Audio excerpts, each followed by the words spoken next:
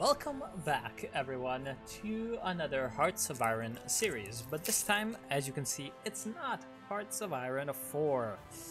It is Darkest Hour, a Hearts of Iron game, which is basically the latest iteration of Hearts of Iron 2.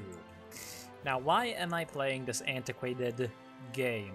Well, because I kind of had an idea, you know. Hearts of Iron 4 has been out for now 5 years. Well, I'm recording this on the 20-something of May 2021. The 5th anniversary is going to be 6th of June 2021. Well, we don't know when, but they're going to release another DLC for Hearts of Iron 4, the not one step back. So what I thought would be fun to do is if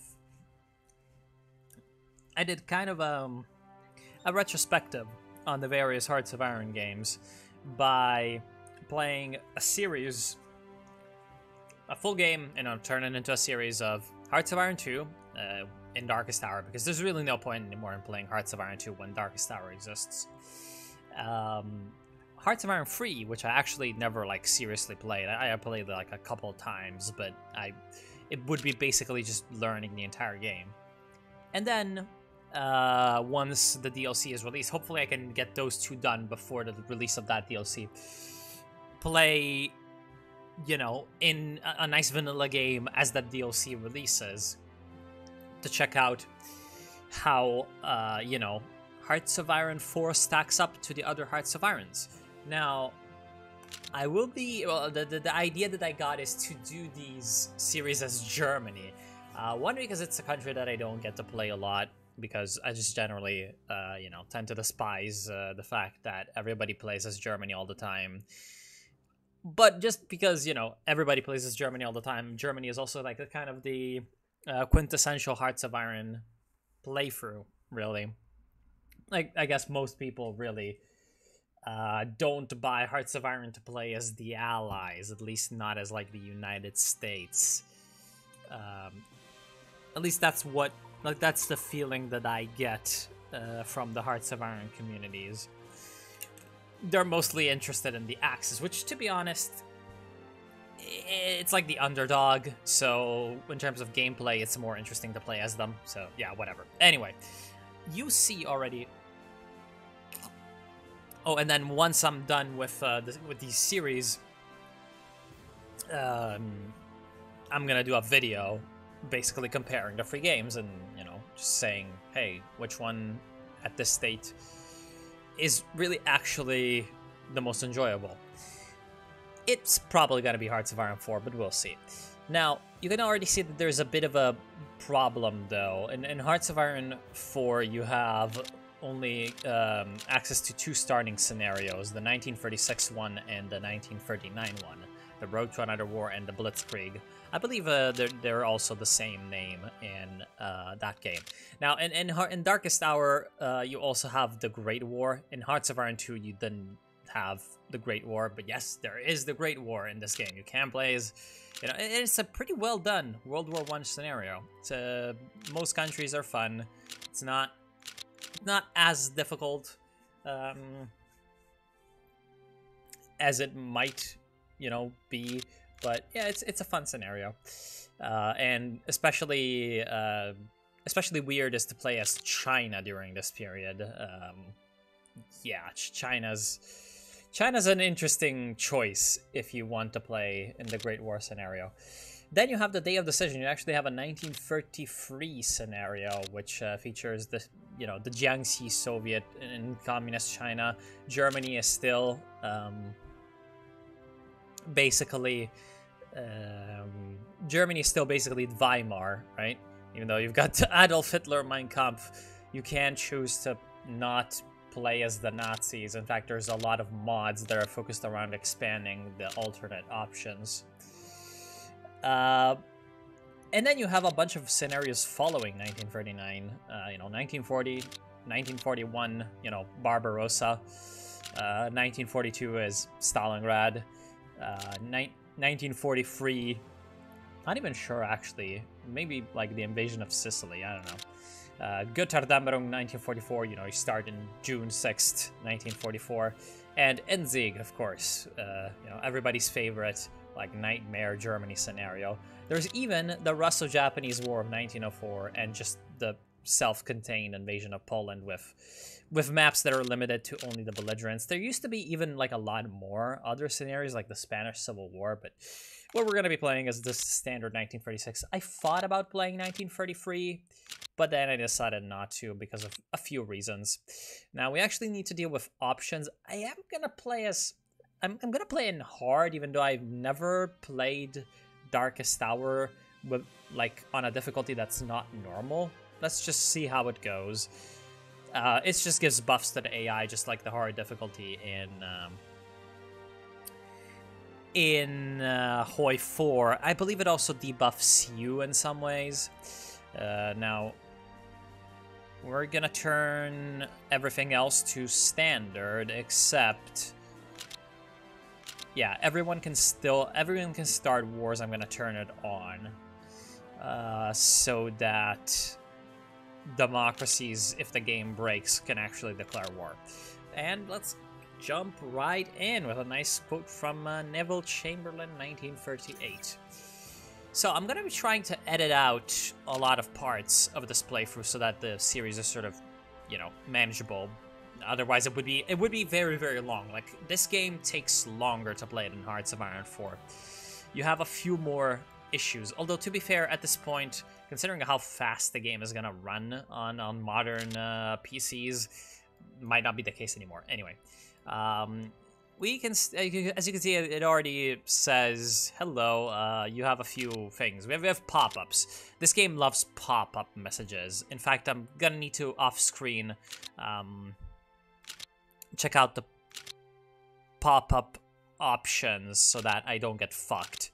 Because the game really relies on these pop-ups to, you know, send you a lot of information that you need. Which is actually something that I miss in later Hearts of Irons. Anyway, I'm gonna be, for the people who do not, like, who have not played Hearts of Iron 2 or Darkest Hour, I'm gonna be sort of running through some very, very quick, you know, differences with the newer Hearts of Iron games. And by the way, I do have a, like, really old video explaining the difference between Darkest Hour and Hearts of Iron 4, but that was before, I believe, even the introduction of fuel in Hearts of Iron 4. It was a very, very early version of Hearts of Iron 4, so maybe that video is, like, not, you know, not up to date. So, we can see that we have a couple of menus. One is actually very, very useful over here. This is just, like, basically just a quick menu, I suppose you could say. You have your provinces, but this is not particularly useful.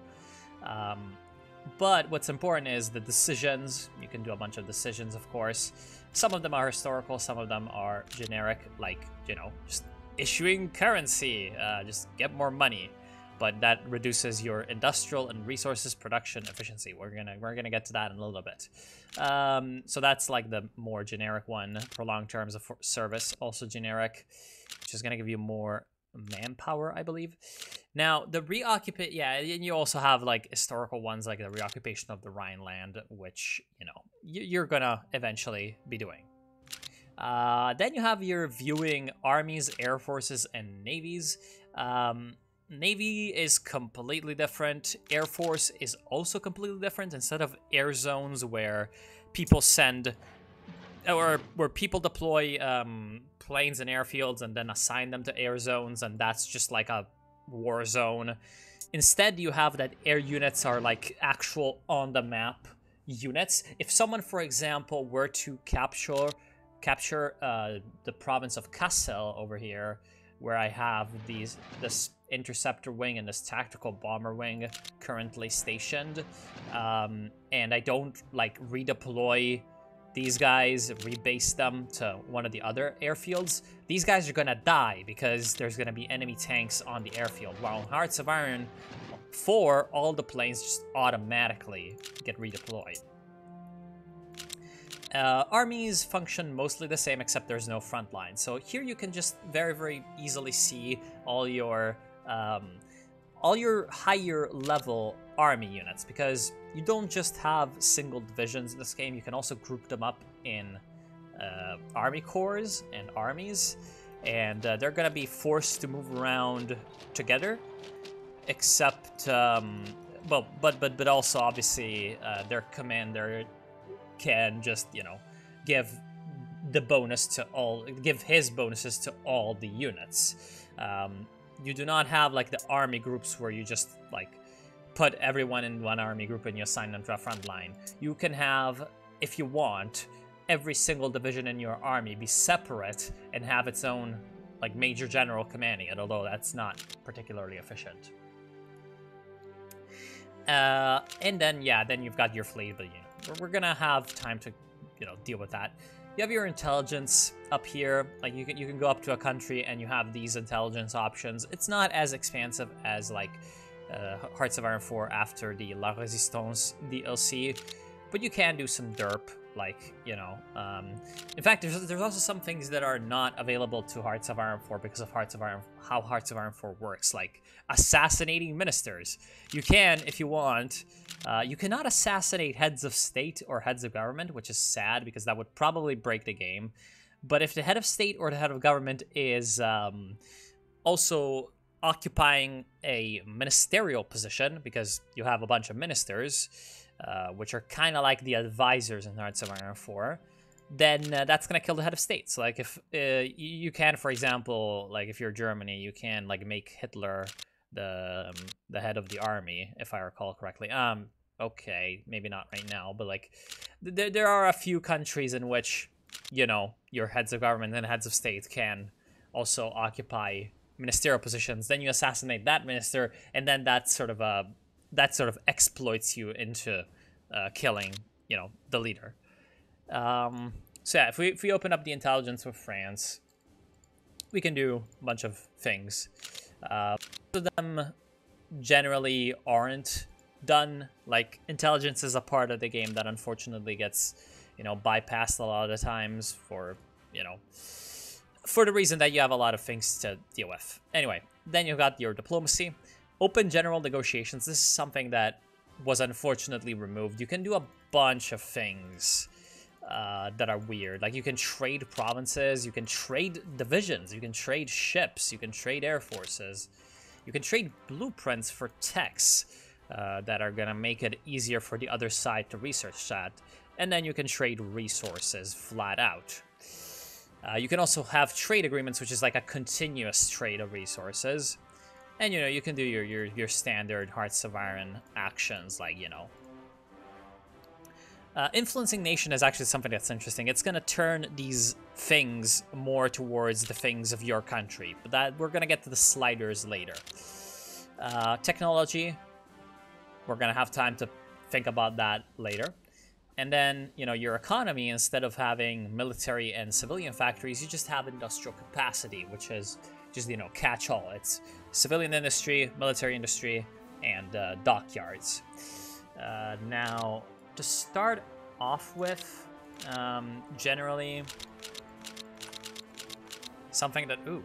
Oh yeah, right, you can like, just build infinite, right, I forgot. You can build just, like, infinite factories in a single state. Well, up to 99, I believe. This is not like Hoi 4, where maximum industrial capacity in a state is limited by infrastructure. Anyway, we're gonna be building some civilian factories, or some factories everywhere, and we're gonna talk about the rest of, like, you know, we're gonna do production later. Right now, we're just very, very quickly going to look at, like, you know, you can produce your divisions. This is not like Hearts of Iron 4 where equipment goes into divisions and then divisions are trained. No. This is straight up, you use your industry to build troops that you deploy. You can attach brigades on them. There's no division designer. You just build a division, and you can have generally up to 2 brigades to make them more powerful. And these brigades are, you know, representing heavy artillery, tanks, armored cars, you know, the usual cavalry, rocket artillery, super heavy artillery, blah, blah, blah. Same thing with air wings. If you build, I believe, like strategic bombers, you can have an air attachment of like escort fighters. But yeah, you have your interceptors, your close air supports, and all that. And your fleets, standard ships. Then you can customize them with various ship things. So that's the very, very basics of it all. The last thing, I suppose, well, there's also a bunch of like statistics that you can look at. But, like the last thing that I suppose you can easily explain is the sliders. You do not have ideologies in this game, and you do not have laws. You have sliders. Basically, several positions in which your country, is represented as a position on an axis that goes from, again, democratic to authoritarian, political left to political right, open society versus closed society, which would be like, how tolerant the society is, how much censorship and shit there is, free market versus central planning, mobilization versus demobilization, although this one cannot be like changed manually. It needs to be changed by decisions. And hawkish lobby versus dovish lobby, basically, whether or not your elites are like super war hawkish or super, peaceful. And interventionism versus isolationism, which is mostly useful for democratic countries. For, dictatorships. Dictatorships can generally declare war on anyone whenever they want, unless they have non-aggression pacts, of course. So, like, if I want, I'm gonna just declare war on Latvia.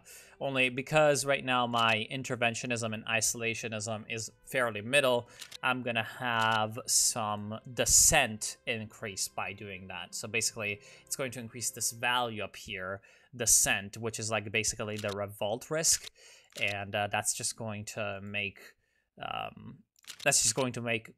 it more likely for partisans to spawn in my country, and also dissent basically directly factors into industrial capacity. So like if I have 100% dissent, I'm going to have 0 industrial capacity.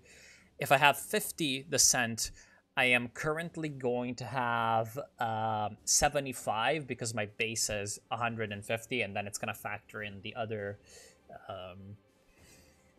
other modifiers to industrial capacity. Wow. That's, I believe, everything. Yeah.